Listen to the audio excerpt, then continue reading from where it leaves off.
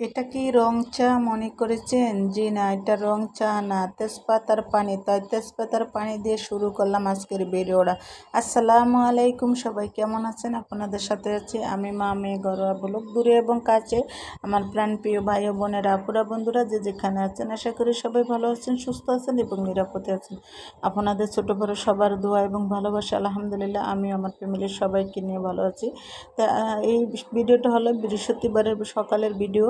সকালে আমি ঘুম থেকে উঠে নামাজ পড়ে ফ্রেশ হয়ে নামাজ পড়ে তারপরে কি খাইলাম তা একটু আপনাদের সাথে শেয়ার করলাম। এই তো তেজপাতার পানি, তারপর ডিম সিদ্ধ, কিশমিশ আর এই খাওয়ার পরে হালকা আরও কিছু নাস্তা খেয়েছি। খাওয়ার পরে তারপরে কি করলাম জানেন, যে চা বানিয়ে নিলাম। এই যে কিশমিশ আর ডিম সিদ্ধ, অফ ক্যামেরা আরও কিছু খেয়েছি, তাই এটা অফ ক্যামেরায় ছিল। তারপরে এই যে বৃষ্টি হয়েছিল, এটা বৃহস্পতিবার দিনকার ভিডিও। তাই বৃষ্টি হয়েছিল, বৃষ্টির এটা একটু ভিডিও করে নিলাম যে আসলে বৃষ্টির সময় মুহূর্তটা কেমন লাগে আর দেখতে কেমন লাগে, সেটাই আমার কাছে ভীষণ ভালো লাগে। বৃষ্টির মুহূর্তটা আমার কাছে আমি অনেক মিস করি, মানে আমার কাছে অনেক ভালো লাগে। বৃষ্টি হলে আমার কাছে মনে হইতে যে অনেক আনন্দ লাগে, অনেক ভালো লাগে।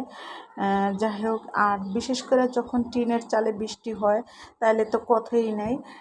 যখন টিনের চালের উপরে বৃষ্টির ফোঁটাটা টপটপ করে পড়ে, কত সুন্দর শব্দ হয়, আওয়াজ হয়, সেটি ভালো লাগে আসলে। সেই বৃষ্টিটা মিস করতেছি, কারণ হচ্ছে হয়তো আমার বাবার বাড়ি যাইলে আমি এটা বুঝতে পারতাম। আমার বাবার বাড়ির টিনের চাল তো, তাই আর কি। আর আমার নিজের বাড়িও ছাদ, আর আমি ঢাকায় থাকি, তাও ছাদের নিচে, তাই তো আর এটা শব্দ পাইতেছি না। এই তো নাস্তা খাওয়ার পরে সকালবেলা কি করলাম জানেন, আমি কিছু জিরা, 250 গ্রাম জিরা আমি একটু ব্লেন্ডার করে নিব। তাই এখন আগে ভেজে নিলাম জিরাটা, কারণ হচ্ছে জিরাটা ভেজে না নিলে কিন্তু এটা ব্লেন্ডার হয় না। আর কিন্তু জিরা দেখা যায় যে আসলে ছোট একটা দানা, এটা ভাজতে বেশি সময় লাগে না, এটা ভাজতে বেশি সময় লাগে। জিরাটা যত মশমশা হবে ততই কিন্তু যে সুন্দর হবে, ব্লেন্ডার করাটা অনেক ভালো হবে আর একদম মিহিন হবে। আর আমি কি করি জানেন, জিরা কিন্তু আমি এভাবে বেজে ব্লেন্ডার করে তারপরে আমি কিন্তু চালিয়ে নেই, একটা গুঁড়ির চালন দিয়ে চেলে নেই। কারণ হচ্ছে যে চেলে নিলে কী হয় জানেন, একটু দানাও থাকে না, একদম মিশ আটার মতো থাকে, তাই সেজন্য আমি চেলে নেই, আমার কাছে ভালো লাগে। এই তো এখন আমার যে ভাজাটা শেষ হয়ে গেল, একটু হালকা একটু ঠান্ডা হয়েছে, দেখতেই তো পাচ্ছেন, যেহেতু আমি হাতে ধরতে পারছি তাহলে একটু ঠান্ডা হয়েছে। এখন আমি ব্লেন্ডারটায় ঝাড়ে দিব, আর একটু ঠান্ডা করে দিতে হয়, আর দিলে না হলে কিন্তু ব্লেন্ডারে জিরা ভাঙলে দেখবেন অনেক গরম হয়ে যায়, তাই সেক্ষেত্রে কালারটা নষ্ট হয়ে যায়। তার থেকে একটু যদি ঠান্ডা করে দেয় তাহলে অনেক ভালো হয়।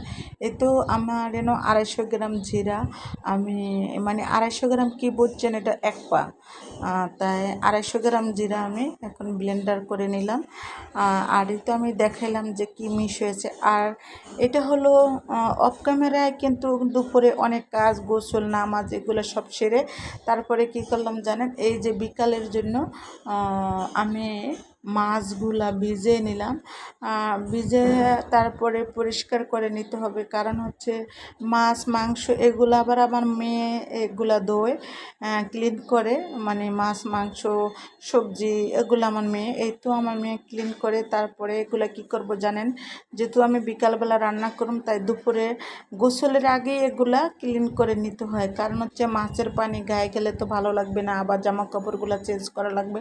তার জন্য আমার মেয়ে কী করে, মাছ গোসলের আগে ভিজাইয়া তারপরে বরফ ছুটে তারপর ধুয়ে ক্লিন করে নেয়। এই তো ক্লিন করে এখন কি করব জানেন, এগুলো নর্মাল ফ্রিজে রেখে দেব। এই তো এখন আমি রাত্রেবেলা রান্না করতেছি, দেখতেই তো পাচ্ছেন। রান্না করার জন্য এখন চুলাতে চলে আসলাম। চুলাতে বলতে গ্যাসের চুলায় তো আসতেই পারি না, তাই কিন্তু সিলিন্ডারে। আর এটা হলো টুকনা দানার শরবত, আসলে এটা খেতে ভীষণ ভালো লাগে, তাই এটা আবার রাত্রেবেলা ভিজালাম, মানে সন্ধ্যার আগে ভিজাইছিলাম যে খাবো। আর এই তো ফ্রিজ থেকে মাছগুলো এখন নামায় নেওয়া হয়েছে, মাছ গোস এগুলো নামায় নেওয়া হয়েছে। এখন আমি যেহেতু এক এক করে রান্না করব ইলেকট্রিক চুলাটায়। আর এই তো কিছু সজনা আমি বিকেলবেলা আবার অফ ক্যামেরায় কিন্তু বাহিরেও গিয়েছিলাম। বাহির থেকে দেখেন কি নিয়ে আসছি, আলু না সরি আলু না, আলুটা বাসায় ছিল, সজনা আর চিচিঙ্গা নিয়ে আসছিলাম। সজনা চিচিঙ্গা তারপরে এগুলা কেটে নিলাম। তো দেখতেই পাচ্ছেন এই যে সজনাগুলো কেটে নিলাম। সজনা কিন্তু আমার ভীষণ পছন্দ, আমি মাছ দিয়ে ঢাল দিয়ে রান্না করাটা বেশ অনেক পছন্দ করি। তাই এখন আমি কেটে নিলাম। তাই এই যে মাছের ভিতরে সজনাটা দিব, সজনা আলু তারপরে দিয়ে আরও সবজি নিয়ে তারপরে রান্না করব। যে রান্না করলে ভীষণ ভালো লাগে, কিন্তু আমি রান্নার রেসিপিটা দেখাবো না। এই যে দেখেন আমি তেলাপিয়া মাছ দিয়ে অল্প অল্প করে মনে করেন সজনা নিচ্ছি, তারপর চিচিঙ্গা নিচ্ছি, সাদা বেগুন নিচ্ছি, আলু নিচ্ছি। মানে এরকম তরকারি যদি রান্না করে ভীষণ ভালো লাগে। আসলে একঘেয়েমি প্রতিদিন এক তরকারি ভালো লাগে না, তাই এরকম সব পদের তরকারিতে রান্না করলে বেশ ভালো লাগে। এখন আমার অলরেডি গরুর গোশত না, মুরগির গোশতটা হয়ে গেছে। এখন আমি বেলে মাছগুলা রান্না করব। তাই সেজন্য আমি আলুটা আগে কষাই নিই। বেলে মাছ তো এমনিতেই নরম, তার থেকে যদি আলুটা এইভাবে ভালো করে কষাইয়া তারপরে আমি দিয়ে দিলাম টমেটোটা দিলে কিন্তু টমেটোর থেকে অনেক পানি বেড়ে। তারপর ওই পানিতে তো হবে না। আরেকটা কথা, ইলেকট্রিক চুলে রান্না করলে একটু পানিটা লাগেই, কারণ না হলে কিন্তু তলায় লেগে যায়। এটা কিন্তু অনেক কষ্টকর রান্না। আমি মনে করি আমার কাছে চুলাতেই রান্না করতে ভালো লাগে। আসলে ঠেকায় পড়লে কি হয়, তাই ঠেকে পড়ে এখন আমি ইলেকট্রিক চুলাটা রান্না করি। আর এই যে তো দেখছেন বেলে মাছগুলো দিয়ে দিলাম, দিয়ে একটা ঢাকনার সাহায্যে ডেকে এই তো অলরেডি হয়েই গেছে। আর বেশি ঝোল রাখবো না, একটু মাখার ঝোল রাখবো। আর আমি যেহেতু রাত্রে রান্না করেছি, এখন যদি আমি তরকারিটা উঠে তুলে নিই, যতটুকু খাবো ততটুক, আর বাকি তরকারিটা আমার ঝাল দেওয়া লাগবে না আর ফ্রিজে রাখা লাগবে না। আর এই তো দেখেন আমি এই গরমে তো শসা সবাই পছন্দ করেন, তাই আমার দেখি রান্না করতে করতে গলা শুকিয়ে আসতেছে, ভালো লাগে না। তারপরে আমি কি করলাম, আমার মেয়েরে বললাম যে একটু শসা কাটো, তারপর শসা কেটে নিল। এখন আমার মুরগির খালি গরু গোছের কথাই এসে পড়ছে। আর যাই হোক, এ তো আমার ভিডিওটা এই পর্যন্তই রইল।